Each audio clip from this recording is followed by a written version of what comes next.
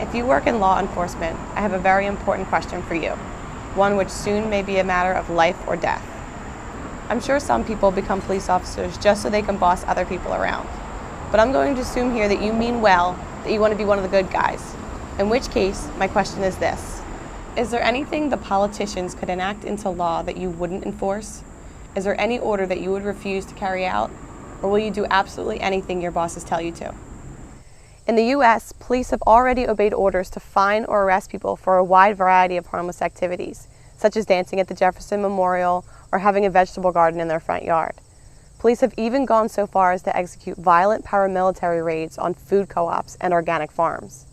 For decades, police have been carrying out armed home invasions, forced property confiscations, and other acts of violence against people who weren't hurting anyone, but who engaged in behaviors or habits which lawmakers have arbitrarily declared to be illegal. You may be comfortable in assuming that you'll never receive an order to do something truly immoral. But the fact is, with every order you receive, you have a choice between obeying without question or relying on your conscience. No doubt there were cops a few years ago who never expected to be ordered to disarm innocent people, to do door-to-door home searches without warrant or probable cause, or to detain and interrogate people for merely driving down a road. Yet police have since been ordered to do all of these things, and almost without exception they obeyed. So it's not unreasonable to ask, is there any point at which you will draw a line and say, no, that I will not do? And if you won't draw such a line anywhere, if you will do absolutely anything your political masters tell you to, how are you any different from the enforcers of Soviet Russia, Red China, or Nazi Germany? You may be tempted to say, I don't make the law, I just enforce it. Or to argue that if some legislature, court, or some authority above you says it's okay, then it must be. But keep in mind that this is exactly what the thugs of every tyrannical regime in history said to justify their actions. And how do we remember those people now? As courageous, noble law enforcers? No. Unless you want posterity remembering you as a heartless, mindless pawn of oppression, then you'd better decide, and decide now, where you will draw that line. Unfortunately, there's little indication that most cops have any line at all. The incidents of police officers refusing to inflict injustice upon the people are extremely rare. Even when cops say they personally oppose certain laws, such as marijuana prohibition, nearly all of them continue to violently enforce these laws against non-violent people. In other words, they recognize these laws as counterproductive and unjust, but they choose to enforce them anyway.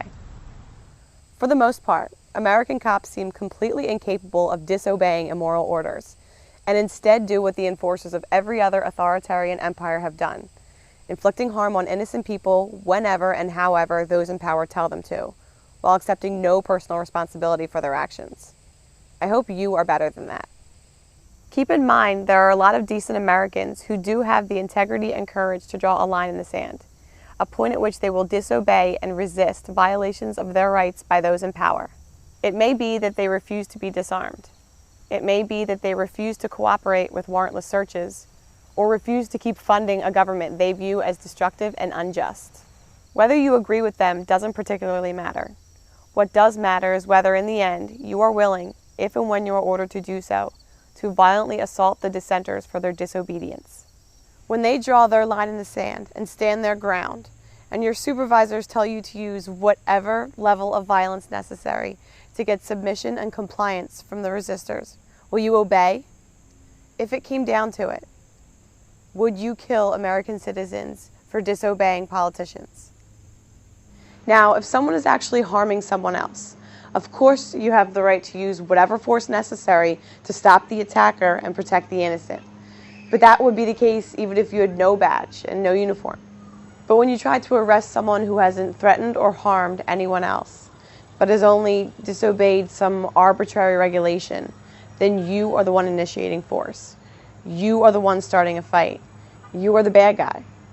Now remember, the American Revolution was people forcibly resisting gun confiscation, warrantless searches, what they viewed as unfair taxation, and a number of other oppressions. All in the name of law, all carried out by law enforcers. If you had lived back then, would you have been among the rebel colonists, the ones who refused to be disarmed, refused to pay taxes, and resisted warrantless detainment and searches? Would you have sided with the signers of the Declaration of Independence, or would you have been among the redcoats, the law enforcers, assaulting, caging, or killing any colonists with the gall to disobey the king?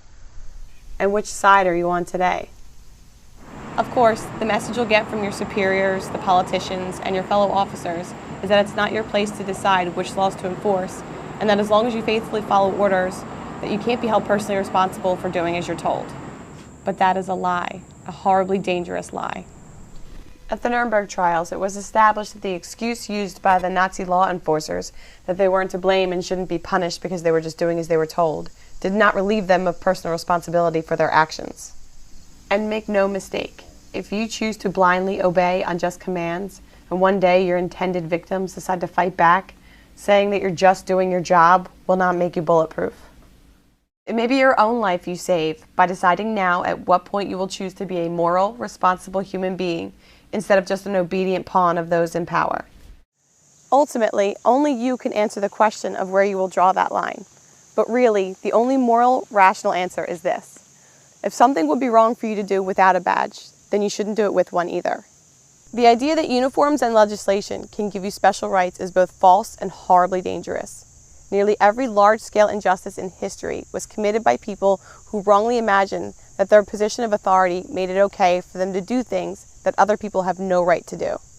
Like everyone else, you have the right to use force to stop attackers and protect the innocent, and when you do that, you are the hero. But you have no right to be the attacker, even if it's your job, and even if the aggression is called law. Always, in every situation, you and you alone are responsible for what you do. Wearing a badge and a uniform and doing whatever you're told does not make you brave and noble or deserving of any respect. Just following orders is a coward's excuse. If your job requires you to assault or cage people who haven't threatened or harmed anyone, then quit. Being an actual protector, doing the right thing no matter what anyone else says, even if it means disobeying orders and breaking the law, that takes courage and integrity. That makes you a hero. So, do you have enough of a spine to draw that line?